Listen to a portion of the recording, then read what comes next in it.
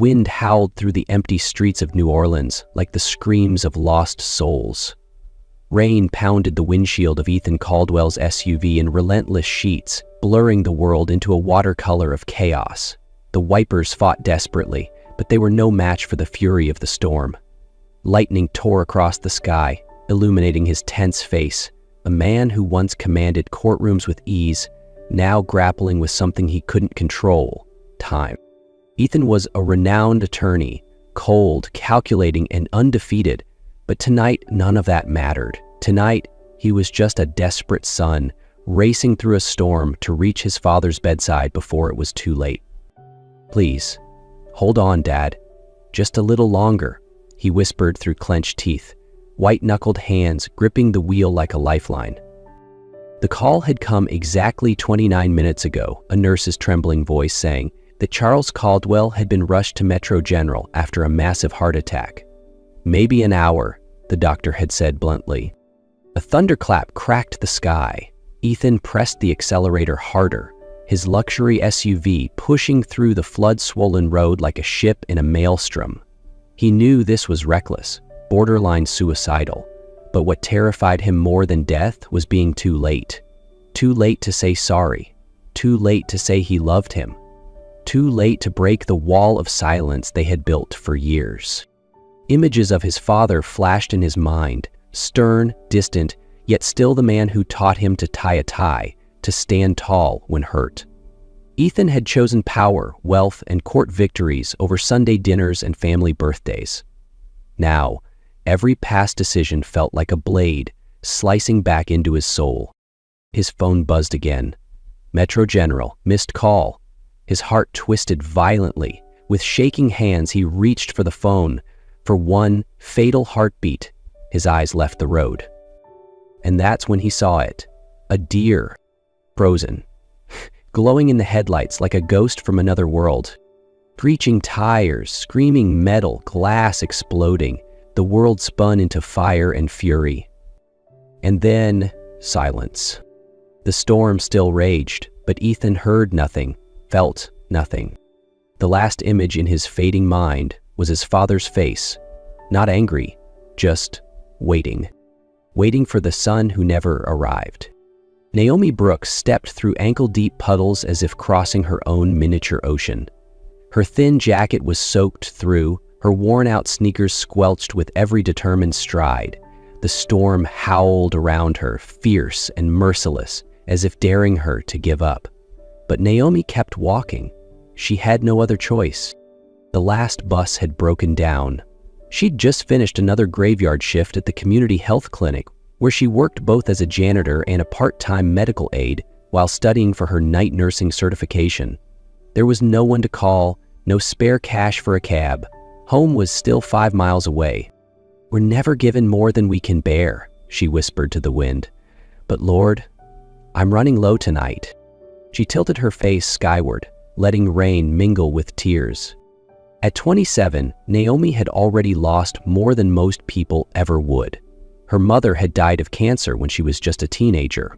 Her grandmother, who raised her with fierce love, had passed away just last month. Marissa, her best friend, had been her last anchor. And now Marissa was gone too, leaving behind triplets that Naomi had sworn to care for as her own. She didn't have the luxury of falling apart.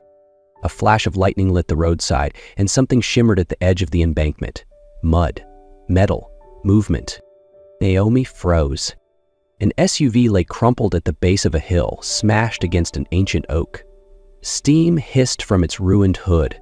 The acrid scent of burning oil and twisted metal filled the air. She didn't hesitate. Slipping and stumbling, Naomi scrambled down the muddy slope, scraping her knees, clutching tufts of wet grass to stay upright. "Hello, is anyone inside?" she shouted, pressing her hand to the cracked driver's window. Inside was a man unconscious, bleeding from a deep gash across his temple. But what made Naomi catch her breath wasn't the blood. It was his expression. Peaceful, as if dreaming, or surrendering. Not today, not on my watch. The driver's door was jammed, but the passenger side had flung open from the impact. Naomi climbed in, kneeling beside him, ripping strips from her own shirt to create makeshift bandages. "Can you hear me?" she whispered, placing her hand gently on his chest. "You're not dying. I won't let you." His fingers twitched. His eyelids fluttered. Then they opened. Deep ocean blue, haunted, breathtaking. "Angel," he croaked, voice thin and broken. Naomi's throat tightened. "No, sugar, just someone passing by when God needed me to stop." A pause. A fragile breath. "What's your name?" he asked. "Naomi," she answered, still pressing firmly against his wound. "Naomi," he repeated, like a vow. "I'm Ethan. I was trying to get to my father before—" "Shh. Don't talk. Conserve your strength. I'm here now." Somewhere in the distance, sirens wailed through the storm. Naomi held his hand tight, murmuring prayers under her breath. She didn't know why fate placed her there that night, but her soul understood this much. She wasn't sent to witness a death. She was sent to deliver life. Ethan awoke to a haze of white. The sterile scent of antiseptic filled his lungs, making his stomach churn. Everything was blurred, like a half-remembered nightmare. A white ceiling, the beep of a heart monitor, an IV line taped to his arm. His throat felt like sandpaper. He was alive. But the first thought wasn't about himself, it was about his father. He tried to sit up, but pain shot through his body like barbed wire tightening around his ribs. A nurse rushed to his side, gently pressing him back down. "Mr. Caldwell, please, take it easy. You've been through a serious accident. You've been unconscious for 2 days." "2 days?" His voice was dry, barely audible. "My father, where is he?" The nurse looked away for a moment, then softly answered, "I'm so sorry. Mr. Charles passed away that same night. We tried to reach you, but—" Ethan's heart pounded in his ears. He closed his eyes, not from the physical pain, but from the deep, numbing cold that swept through his chest. He was too late. Too late to apologize. Too late to look his father in the eye and say, "I love you." Too late to show that even after all the walls and silence, he still wanted to make things right. For years, Ethan had chosen ambition over family. Big clients, high-profile cases, awards lining his office walls. He'd become a legend in courtrooms. But it had cost him every holiday, every birthday, every Sunday dinner he'd missed. "I'll call later. I'm in a meeting." "Don't worry, Dad. I'm fine." Empty words, postponed promises, and now, no second chance. Death doesn't wait. It doesn't pause for apologies. And then, her face. Even through the chaos of the crash, he remembered. The woman who bent over him in the storm, her steady hands, her voice cutting through the noise. Naomi. She wasn't wearing a lab coat. She wasn't a doctor. But her eyes, God, her eyes, were fierce with resolve, lit with something brighter than the headlights. She didn't abandon him, not when everything seemed lost. Ethan turned his head toward the hospital window, where the last traces of rain clung to the glass, and weak sunlight tried to break through. And in that fragile light, something stirred in him, something he hadn't felt in years. Not ambition, not pride, but gratitude. And more than that, a quiet vow growing stronger by the second. He had to find her. Ethan gripped the hospital blanket across his lap, heart heavy with a guilt he couldn't yet name. He didn't know who she was, or why she appeared in that exact moment, but one thing was certain. He was alive. Because of her. And somewhere else in the same city, as Ethan began to remember her face, Naomi, the woman in the rain, was walking her own path, a path laced with quiet grief and unseen battles. A path that, though he didn't know it yet, would one day become part of his forever. Naomi's apartment barely spanned 400 square feet, tucked into the 3rd floor of an aging building where every stair groaned beneath each step. But inside, it was a world of love, a fragile haven where 3 little voices called her Mama, though none of them shared her blood. Hope, Faith, and Elijah, the triplets she took in after Marissa, Her dearest friend died suddenly in a car accident just a few months after Ethan's crash. Marissa had been the last constant in Naomi's life, the one person who never left, who always believed in her. When she died, Naomi didn't hesitate. Though broke, though never a mother before, she scooped up the 15-month-old babies and held them like they were all she had left of the world. Each morning, Naomi rose at 5 a.m. She changed diapers, mixed formula, cooked breakfast, and walked the children to a low-cost daycare before starting her shift. At night, she carried them home, bathed them, sang lullabies once whispered by her grandmother, and after they drifted off to sleep, she opened her beat-up laptop and studied for hours, determined not to quit her nursing classes. The fridge was often empty. She learned to stretch flour and cheap greens into meals. Some days, all they had was toasted bread dipped in milk, but she never complained. The apartment echoed with laughter, tiny feet running, little voices shouting, "Mama!" with joy. Neighbors gossiped. Some called her crazy. Others accused her of doing it for attention or sympathy. But Naomi didn't care. As long as her babies called her Mama, she could endure anything.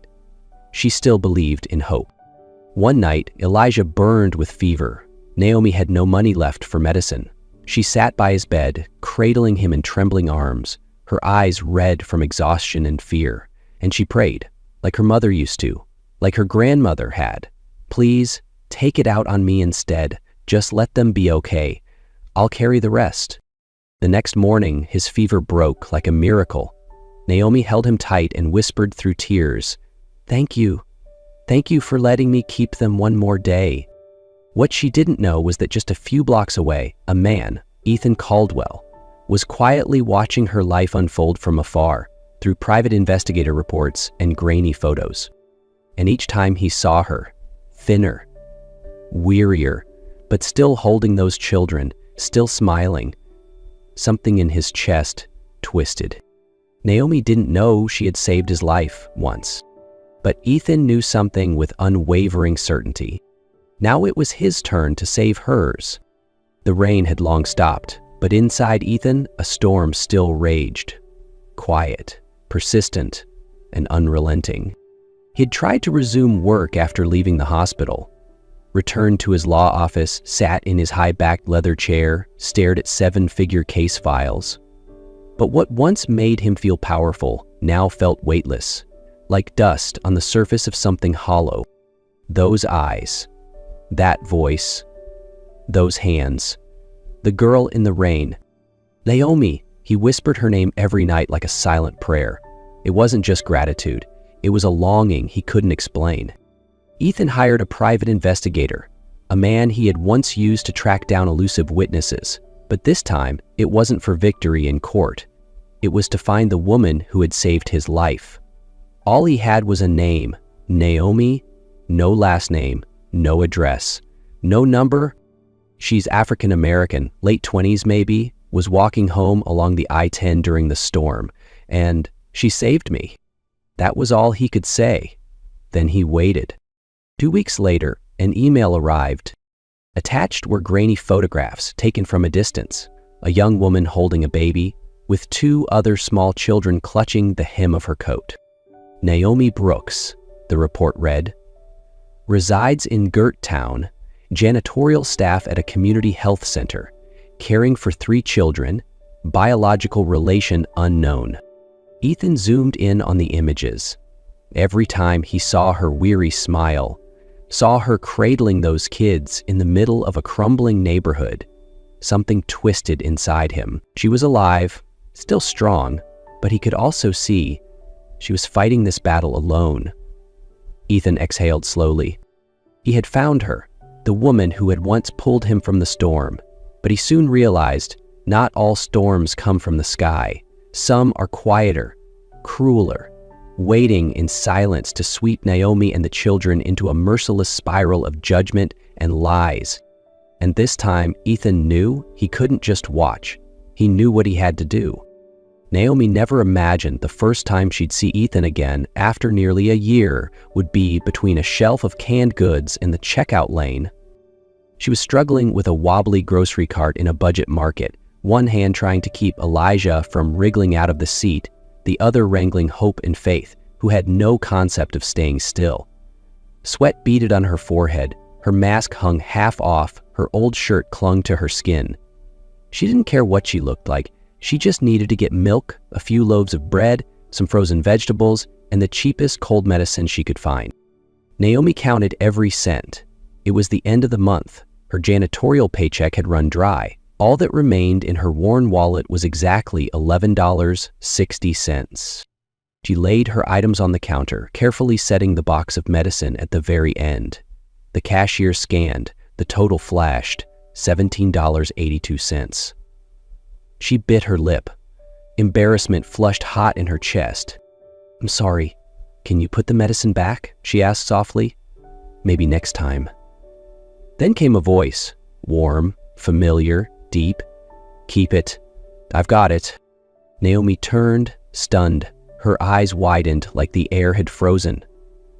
"Ethan!"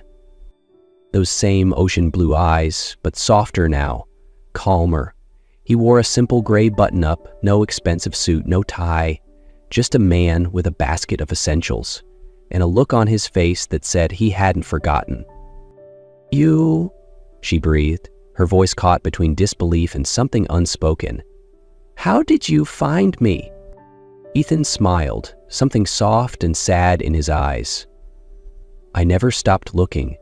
It's been almost a year." She stood, speechless, overwhelmed by a swirl of emotions: surprise, confusion, gratitude. Hope tugged at her sleeve and whispered, "Mama, that man's really handsome." Ethan chuckled. "Hi, Hope. I'm Ethan." Naomi didn't quite know why she let him carry her groceries to the car, or why she didn't stop Faith from hugging his leg, or why Elijah reached out for his hand. Maybe it was the steadiness in his gaze. Maybe because, in that moment, she didn't feel so alone. But people in her neighborhood doesn't forget, and it certainly doesn't forgive. Within days, an older woman in Naomi's building, one who never missed a thing, reported to the property manager that Naomi had a strange man coming around in broad daylight. And just like that, the stories began. He's got a rich boyfriend. She's taking money to raise those kids. Or worse, she's selling herself. Naomi heard it all, every snide comment whispered in hallways, every narrowed glare. One woman even spat at the ground as Naomi walked past, Elijah on her hip. She said nothing, just clutched her children tighter. And then, on a Tuesday morning, as she was dressing the kids for daycare, came the knock. Firm, unapologetic. Standing in the doorway was a woman in a pressed shirt, holding a clipboard and an official ID. "Ms. Brooks, I'm with Child Protective Services. We've received an anonymous report regarding an unsafe environment and potentially inappropriate conduct around minors. We'll be conducting a home assessment." Naomi froze. They came in, looked through her cupboards, asked questions about her income, about her relationship to the children. One woman scribbled notes as Faith cried and Elijah clung to Naomi's leg. Naomi kept her voice calm, her back straight. She answered everything truthfully. She had nothing to hide, but everything to lose. After they left, Naomi sank to the floor. Hope curled into her lap. "Mama, are they going to take us away?" Naomi shook her head, smiling through tears. "No one's taking you anywhere, baby, not ever." But that night, sleep did not come. She lay on the worn sofa with Elijah nestled against her chest, staring at the cracks in the ceiling. Helplessness pressed down like a stone on her ribs. She had already lost so much. Her mother, her grandmother, Marissa, but these 3 children, they were her world. She could not lose them too. And Ethan, the one person who could help, she didn't dare call him. Not because of pride, but because of fear. Fear that if he stepped in, the rumors would explode. Fear that she'd become someone clinging to a man for rescue, something she had promised herself she'd never be. So she did what she always did. She held her babies tight, whispered prayers into their hair, and prepared herself. If this was a fight, she would fight alone. And if she was going to lose everything, she'd lose it standing tall. Naomi sat motionless in the tiny kitchen after the children had fallen asleep. The dim light cast a soft glow on the cracked tile floor, outlining her thin frame, one that looked 10 years older than it had just months ago. It felt like everything was turning against her. She had tried to do everything right, never asked for favors, never begged for pity. She worked 2 jobs, studied late into the night, and poured every ounce of love and strength she had into raising 3 children that weren't even hers by blood, but were hers in every way that mattered. She had never taken a handout, never quit. And yet now, the very society she fought to believe in, the people who didn't know her, who had never stepped into her life, were judging her, accusing her, trying to strip away the only family she had left. Naomi buried her face in her hands as tears fell freely. In that moment, she didn't try to be strong. She wasn't a warrior or a martyr. She was just a young mother crumbling in the silence, not from exhaustion, but from the deep, soul-crushing ache of feeling betrayed by a world she still tried to believe in. "What did I do wrong?" she whispered, barely audible, to God, or maybe just to the walls around her. Loneliness hit like a hammer. No hand to hold, no safe place to run, and for the first time in a long time, Naomi wondered if love alone was enough to keep a family together. She clenched her fists, wiped her face. She hadn't given up, but this time she knew she didn't have much left to fight with. Naomi sat still in the cold plastic chair at the child welfare office. Across the table sat 2 CPS representatives, one legal, one taking notes. She didn't look at anyone. Her hands clenched her shirt hem, trying to hide the trembling. Then the door opened. Ethan walked in. And behind him, a silver-haired woman, small in frame but firm in presence, her gaze clear and strong. Dorothy Winston, Ethan introduced.